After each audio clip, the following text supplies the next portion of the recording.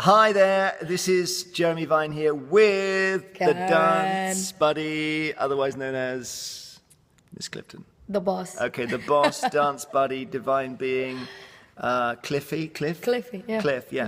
And today we're talking about signaling while dancing, okay? Because sometimes you'll be dancing and Strictly is pressured. So you're on the dance floor, lots of people cheering, loud music, everything going on, and maybe something goes wrong. I mean, this is unusual. This doesn't happen. Something goes wrong with the dance. And obviously, Karen, you can't speak to me, can you? You can't say anything. I go, Jeremy, stop it! You're not the right foot, Jeremy! See, that's what they say, though. Or I just squeeze them. Like, the new thing now is that I, since we're dancing the tango this week. There's my hand, look, and, there's my hand, showing. Okay. I'm actually putting my nails into him so he can get his elbows up. So that's signal number one from Karen is if the nails go into my hand, it means get your elbows up, right? Or under his armpit, I'm probably going to start sticking my thumb into his armpit so then he keeps that elbow up as well. Okay. But he hasn't experienced that one yet. And does it also, because with the tango, I have to be very close to you, my body has to be against Karen. What happens if my body is too low? What do? You do a special thing? I grab onto his ribs and I pull him up. No, you don't. You can't. That's too obvious, isn't it? Yeah, but obviously I'm doing it now. But I actually tell him to breathe in. Yeah. And then that lifts his rib cage Okay. up. So the grabbing would be during rehearsal, but during the actual dance, you do a movement that says, yes. get your ribs I lift my ribs up, and then he lifts his ribs up. So That's then I'll probably go, breathe in. Yeah.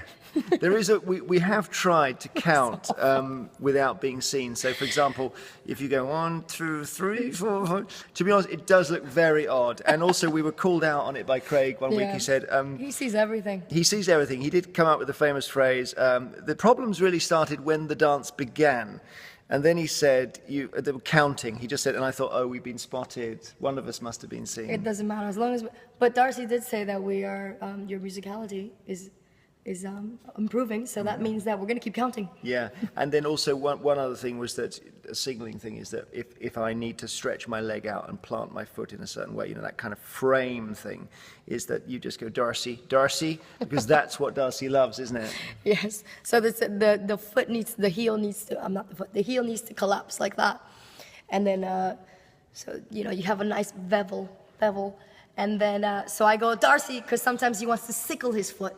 So I need to make sure that he releases that ankle, and that happens with his foot. And the inside edge of the foot touches the floor, right? So it's an odd position, actually. Yes. And just one more thing, you've been a bit unwell this week, so how are you doing? Are you doing better? I'm feeling a little better. Actually, training and screaming at him makes it all better. The voice has come back. I don't scream at you. Yeah, the silent session I was promised never happened. Never happened. Never happens, but I feel like I'm on the radio now. Huh? Don't you have a radio voice? Yeah, maybe that's right. You You've got hate me. that husky thing, yeah. Okay, so thanks to Karen, always brilliant teacher, and we're going to get back to practicing. Cheers.